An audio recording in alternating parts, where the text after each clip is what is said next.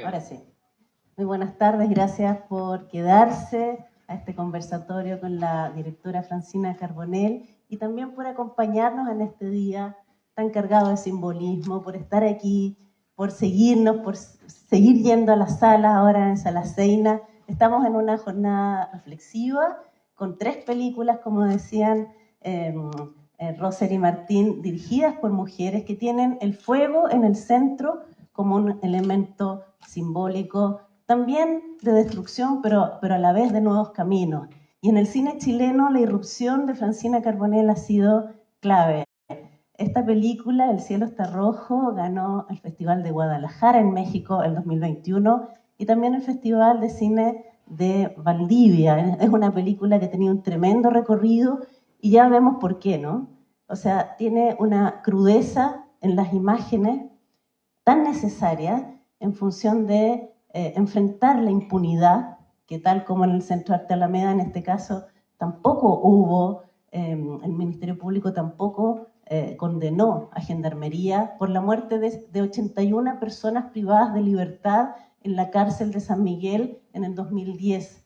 Seres humanos, tal como todos los demás que fueron maltratados, fueron discriminados, no escucharon el auxilio que gritaban, ustedes lo vieron en esas imágenes desgarradoras. Francina, esta es tu tesis de grado de la Universidad de Chile, imagínense tan joven y ya ha logrado una película de esta envergadura. Estas son imágenes del archivo de la carpeta investigativa del caso. Cuéntanos un poquito cómo fue, yo sé que tuviste muchas dificultades para acceder a estas imágenes, hemos visto imágenes de las cámaras de seguridad, de las reconstituciones de escena. A pesar de que es un archivo judicial público, tú tuviste dificultades para acceder. Cuéntanos un poquito de la génesis del proyecto y esa situación con los archivos. Bueno, gracias a Martín y Roser por haberme invitado. Sé que para ellos es un día muy significativo, así que me siento muy agradecida de la invitación. Sí, yo creo que la película empezó quizás a escribirse hace mucho tiempo, cuando yo vi la noticia. En ese momento yo iba en el colegio y me acuerdo que estábamos con un grupo de compañeros y teníamos una televisión y de repente empezaron a aparecer estas imágenes y nos quedamos todos mirándolas sin poder comprenderlas mucho, que creo que es algo que me sigue sucediendo cuando veo esas imágenes, ¿no? Como esas cosas tan grandes y tan espeluznantes que como que no entran en el lenguaje. Y por mucho tiempo esas imágenes me volvían a la cabeza, y sobre todo no las entendía, yo creo. Y había sentido que habían sido días de mucha repercusión mediática, con, a mi entender, muchos pasos éticos en esa transmisión televisiva, y después de eso el silencio absoluto, que bueno, creo que es algo muy característico de nuestro país. Y justamente cuando estaba en la universidad, le propuse a un grupo de compañeros hacer este proyecto sin saber mucho cómo lo íbamos a hacer, ni no teníamos idea que existían todos estos archivos. Y estuvimos casi un año haciendo otra película, que no es esta, pero en ese año empezamos a vincularnos con las familias de los chicos que fallecieron. Muy de a poco, muy torpemente, supongo, muy a tientas, a tropezones también. Y algo que sentíamos que se repetía dentro de los relatos eran los recuerdos que ellos tenían de unas imágenes que se habían proyectado durante el juicio oral. Y estas imágenes eran parte de la carpeta judicial, pero ellos, claro, los habían visto en crudo, digamos, y nunca más las habían podido recuperar. Y justamente ellos estaban luchando hace muchos años por intentar tener esas imágenes a su favor para reabrir la causa. Entonces, bueno, un poco a través de los relatos de las madres y de los padres y los hermanos, empezamos a imaginarnos estas imágenes que nunca habíamos visto, y de alguna manera nos aliamos con la ONG 81 Razones, que es de las familias, para conseguir los archivos. Ellos, obviamente, en una causa mucho más importante, que era reabrir el juicio, nosotros en una causa media extraña, que era hacer una película que no servía de mucho.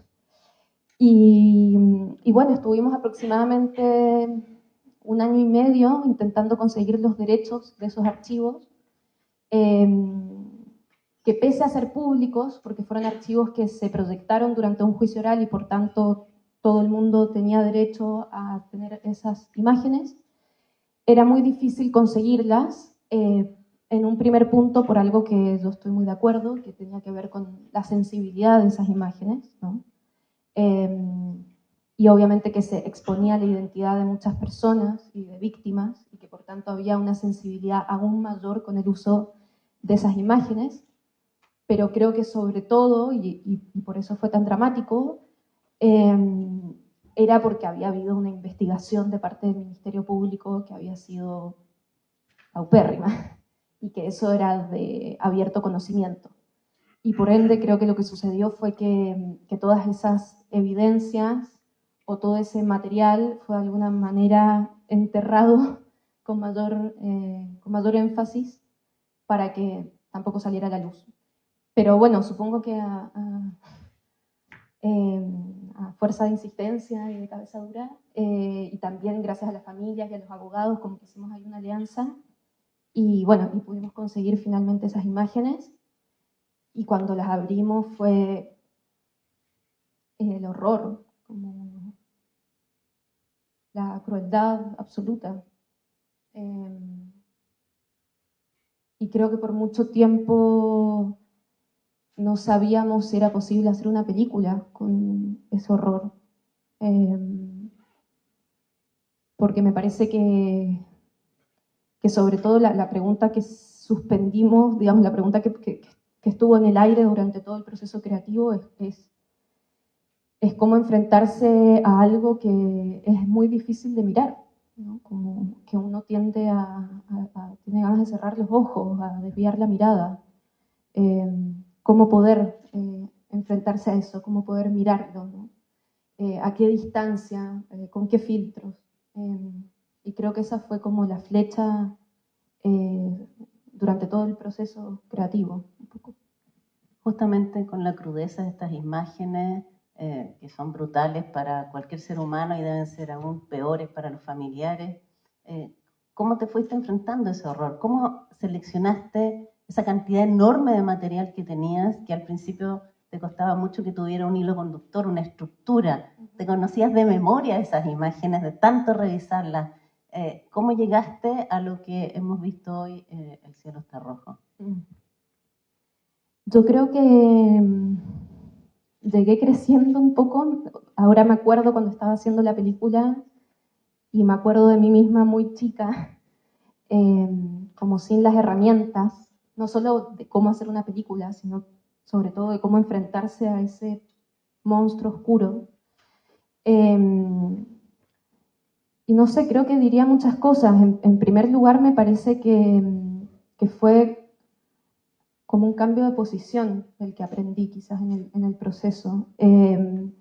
Cuando empecé a hacer la película, yo tenía mucho miedo de tocar un dolor ajeno, un dolor que no me pertenecía. Y no solo un dolor, el peor de los dolores, ¿no? Que se te muera un hijo.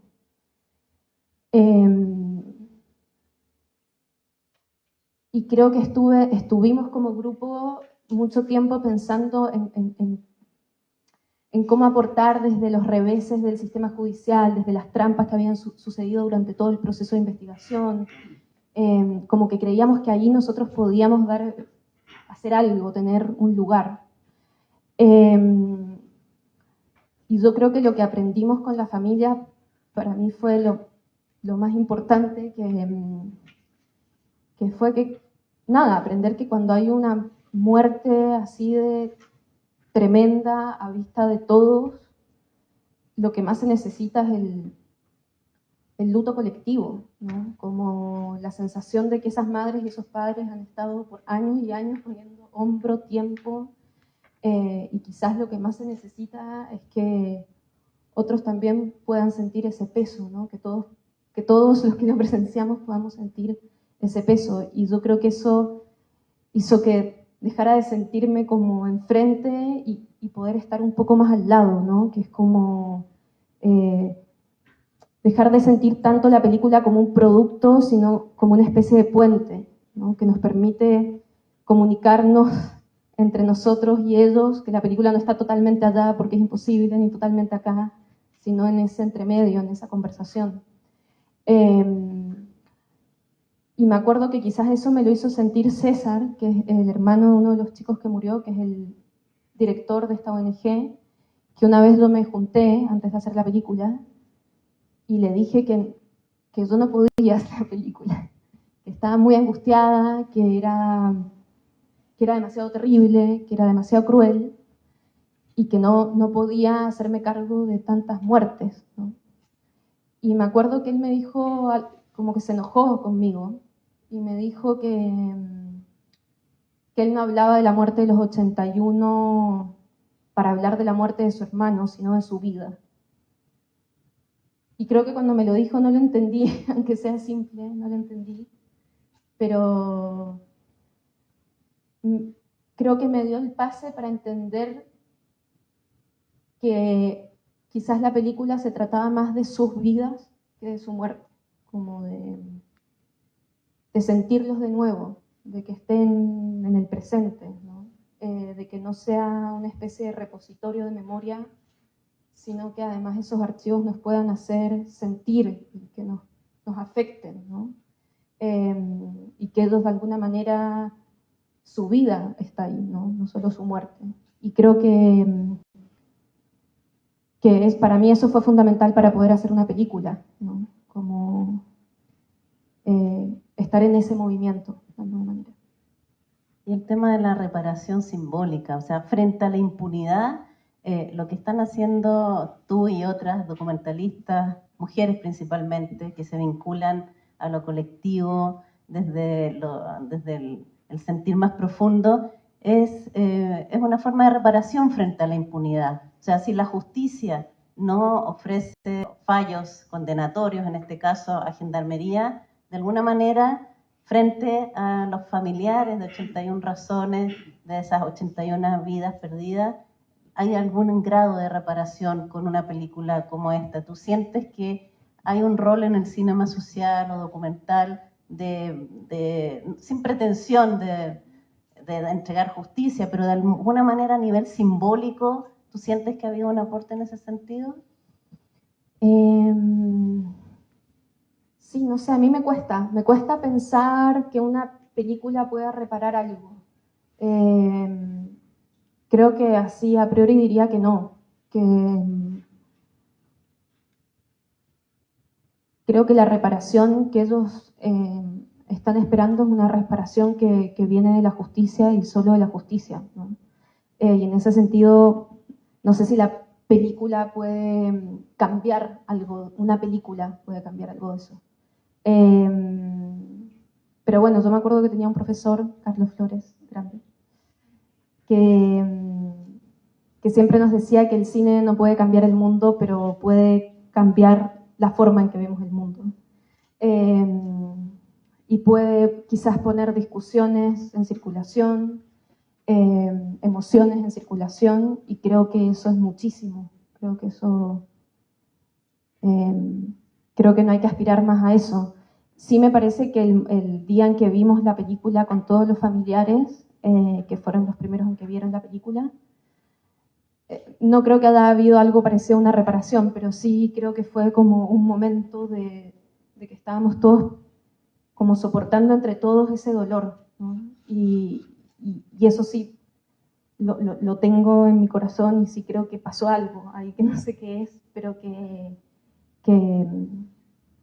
fue algo que existió. Y me acuerdo que una mamá se me acercó y me dijo algo muy, muy simple, pero que para mí es todo.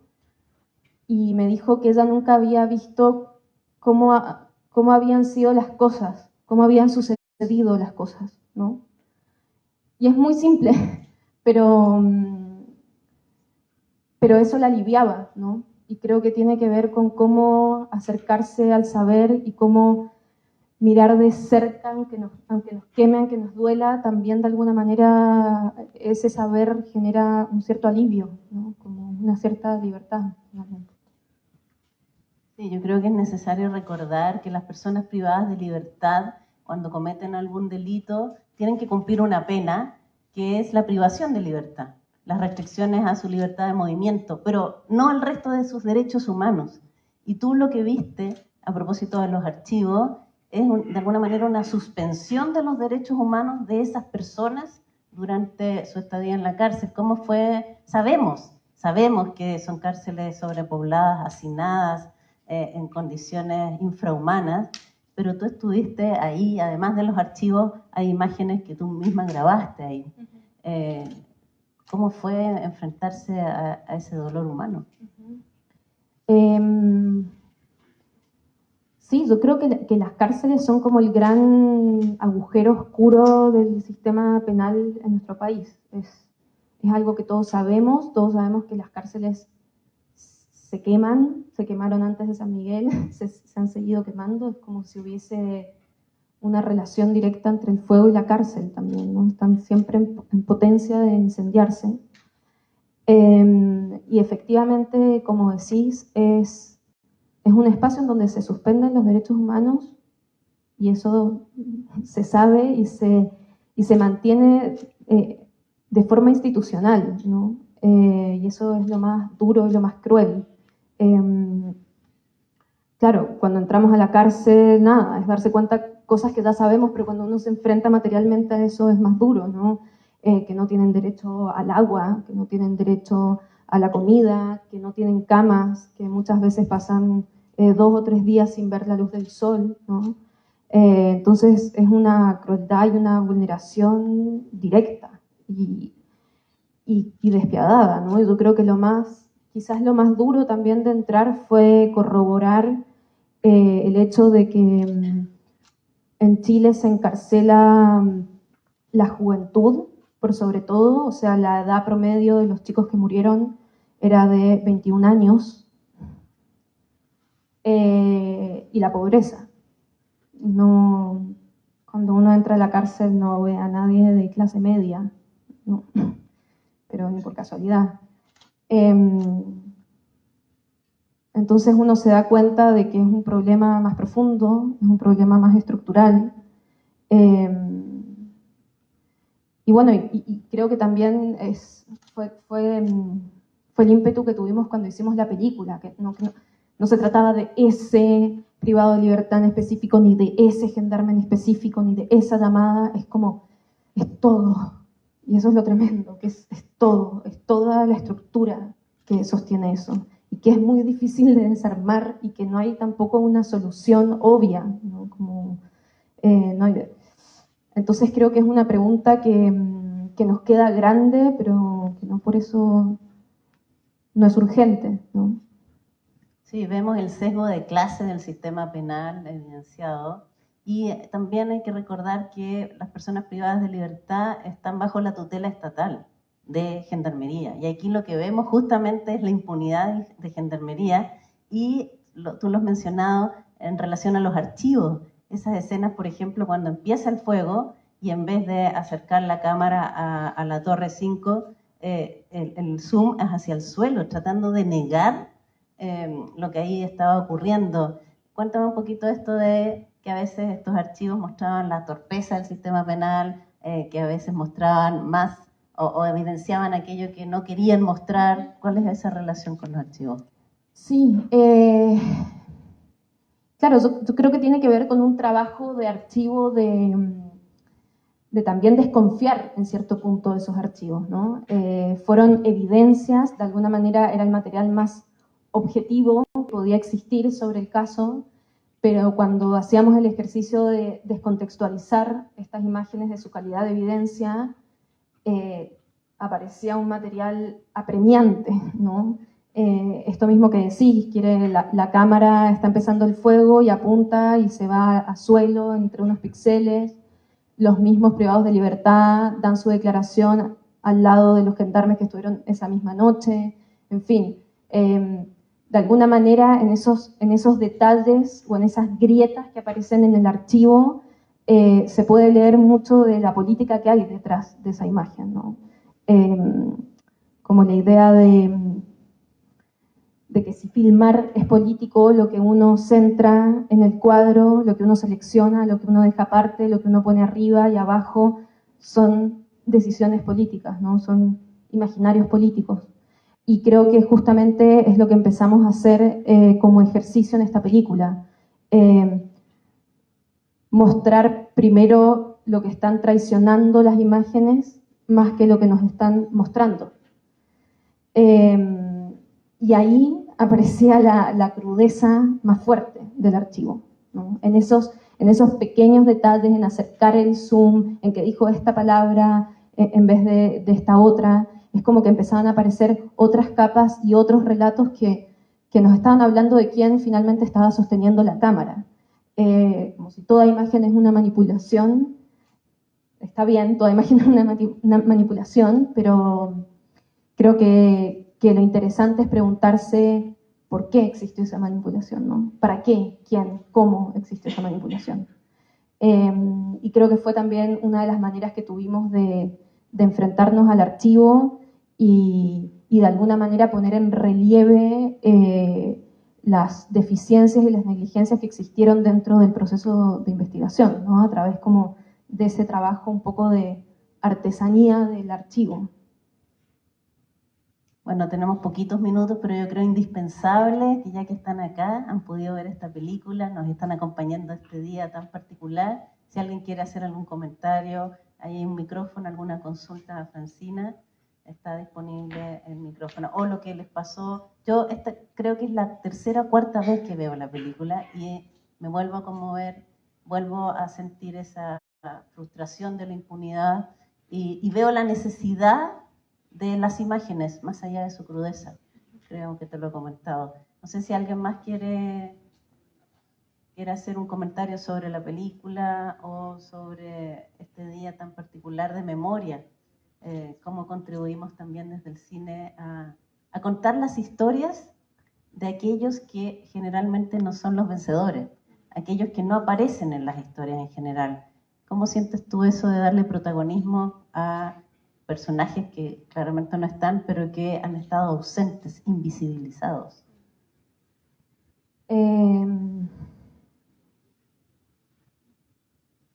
Sí, yo creo que es el gran debe que tenemos también como sector, ¿no? Que es cómo dar palabra, y no solo dar palabra, sino dignidad, que me parece que es lo más importante, a aquellos que han estado como históricamente marginados de la imagen, de lo visible, ¿no? Como, me ha pasado mucho mostrando la película que claro, muchos de nosotros, quizás yo antes de empezar esta película, teníamos una imagen muy difusa de la cárcel, ¿no? Sobre todo como las películas gringas y da algunas imágenes como del patio, pero yo nunca había tenido la oportunidad, por ejemplo, de ver un cuarto, ¿no? de alguien privado de libertad. Es como si eso no apareciera dentro de la cinematografía, ¿no? Como esa intimidad, la intimidad del preso no fuese parte de lo cinematográfico. Y creo que nada, que es un ejercicio que supongo que se enfrentan muchas colegas también a preguntarse cómo hacerlos, cómo filmar también eso. A mí me pasa mucho que en las escuelas de cine siempre se habla de la representación, como cómo representamos a nuestro personaje, cómo representamos los marginados, cómo representamos. Y a mí la idea de la representación me aleja un poco. Me da la sensación como que se trata de la mirada, y yo creo que si puede hacer algo el cine o cambiar algo es a través del tacto, ¿no? Como en la idea de que uno entra en contacto por un momento, aunque sea rozando con algo, que uno lo puede tocar, más que estar como observándolo de lejos. Y creo que esa idea a mí al menos me ha servido para pensar cómo acercarme también a territorios o a mundos de los cuales no soy parte, ¿no? Aquí tenemos a alguien que quiere hacer una pregunta o un comentario. Hola. Ay, sí, sí. Mi nombre es Piero. Primero que nada te quería agradecer por esta tremenda pieza documental. Dijiste algo recién que me pareció igual súper interesante, que al final esto para ti ha hecho como un cambio de paradigma, ¿no? De cómo ver las cárceles, ¿no? Me gustaría saber un poco qué ha cambiado específicamente en ti, qué mirada, digamos, tenías antes del sistema penitenciario o del sistema judicial incluso, y cómo cambió ahora. Esa es la primera pregunta. Y lo segundo, ¿en qué está hoy en día esta fundación? ¿Qué están haciendo? ¿En qué sigue? ¿Cuáles son sus movimientos, digamos, sus próximos movimientos? Gracias. Gracias. No sé, me pasa que como en la información, así como más cruda de qué es lo que yo creía de lo carcelario y qué es lo que creo ahora, no sé si hay un cambio tan así fuerte, ¿no? Creo que no cambió mi discurso. Quizás lo que cambió fue una especie de sensibilidad o una especie de quizás de cercanía con las personas que están ahí, más que mi visión de este espacio o de la institución. Creo que eso estudié mucho desde el principio y lo tenía un poco identificado. Lo que sí quizás me transformó fue estar en vínculo con esas personas, lo que ellos pensaban de eso, cómo ellos querían también aparecer, ¿no? Y eso fue algo muy bonito que pasó en la película, que nosotros fuimos a grabar en la cárcel y teníamos muy pocos días para grabar, nos habían dado muy pocos días.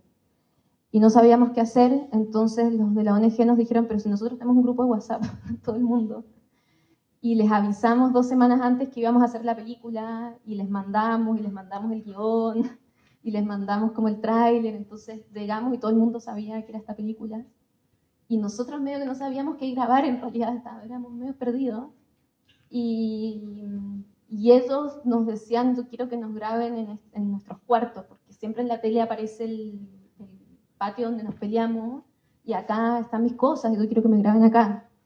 Y empezamos a grabarlo y finalmente ese fue nuestro rodaje entero, ¿no? Como que ellos también nos dispusieron sus cuerpos en cómo querían ser grabados y también fue muy lindo, fue como muy tranquilo y muy ameno y de alguna manera se desvaneció esta cosa así áspera, ¿no? Que aparece en la televisión y en los reportajes, que es una cosa inminente y muy violenta, ¿no?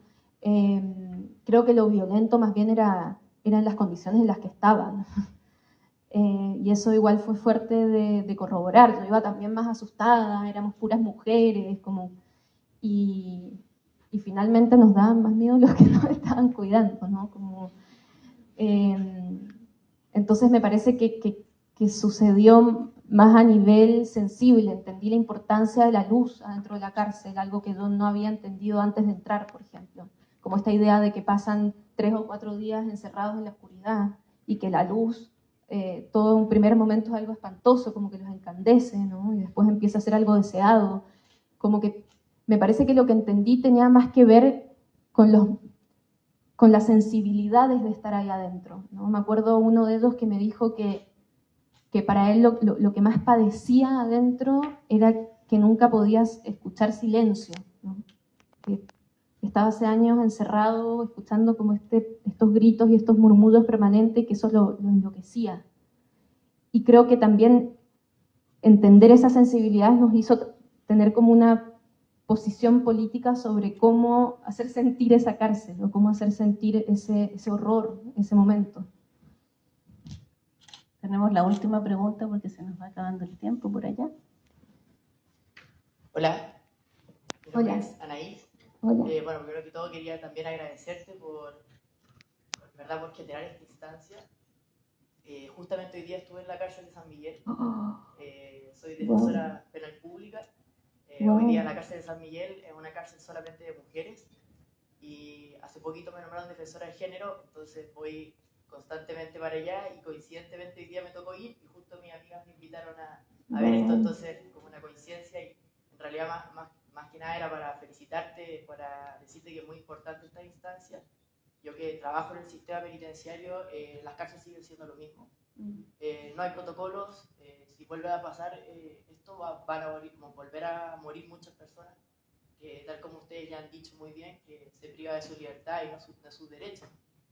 Murieron jóvenes que incluso aún eran inocentes por delitos de muy baja intensidad, por, no sé, vender CDs en la calle, algo que ni siquiera dicen haber estado privados de libertad. Entonces creo que es muy importante visibilizar esto como lo haces tú desde el punto de vista artístico y no como lo hacen, no sé, los medios de comunicación, y que ojalá se siga mostrando y que de hecho se masifique para que tomemos conciencia que realmente nosotros que vivimos, yo voy a la cárcel cada 15 días, todo sigue igual y esperemos que no volvamos a tener que ver esto de nuevo. Eso, muchas gracias. No, gracias a vos. Gracias por tu trabajo. Gracias. Bueno, yo creo que es importante para ir finalizando recordar que desde hace poco las personas privadas de libertad no condenadas a pena aflictiva pueden ejercer el derecho a voto, que había un vacío legal ahí y en la última votación así lo hicieron y eso creo que es un avance hacia los derechos plenos. No respondí la segunda pregunta, me acabo de acordar, pero no, me parece importante que la ONG en este momento sigue en una causa judicial. Ellos recibieron un monto de compensación después de 10 años, que son unos montos como realmente así un escupo en la cara. Entonces siguen con los abogados en algo que ha durado ya casi 12 años. Y me parece también interesante lo que está pasando en esa demanda, porque en el fondo lo que ocurrió en San Miguel, en el juicio sobre todo, es que los únicos juzgados fueron los mandos menores, ¿no? Y en ningún momento se investigó a las altas autoridades. Y creo que eso, bueno, habla obviamente del sistema carcelario que siempre corta por el hilo más fino, y justamente a lo que se está apelando ahora es hacer una investigación a Gendarmería regional y nacional, y a eso están apelando. Y bueno, ellos tienen un trabajo muy largo, tienen albergues, tienen una comunidad súper fuerte que hace muchas actividades en distintas cárceles. También ellos se han sumado como una distribuidora de la película, medio paralelo. Entonces los van a mostrar a poblaciones, a barrios, a otras cárceles, y eso también ha sido como interesante trabajarlo y pensarlo. Así que eso, los puedo seguir también. Bueno, queremos agradecerles por haber estado acá, por haber visto El cielo está rojo, por habernos acompañado en esta jornada que sigue ahora en Lueguito con Claudia Guayquimilla y Mis hermanos sueñan despiertos. Y como dijo Roser, ya en enero se estrena Alcarrás, de Carla Simón, una mujer catalana. Nuevamente, directoras mujeres que están haciendo un trabajo hermoso, en este caso Alcarrás, de una forma de vida campesina en Cataluña y que les va a importar, les va a llegar al corazón. Así que los dejamos invitados. Muchas gracias por estar y un abrazo para todos ustedes. Gracias.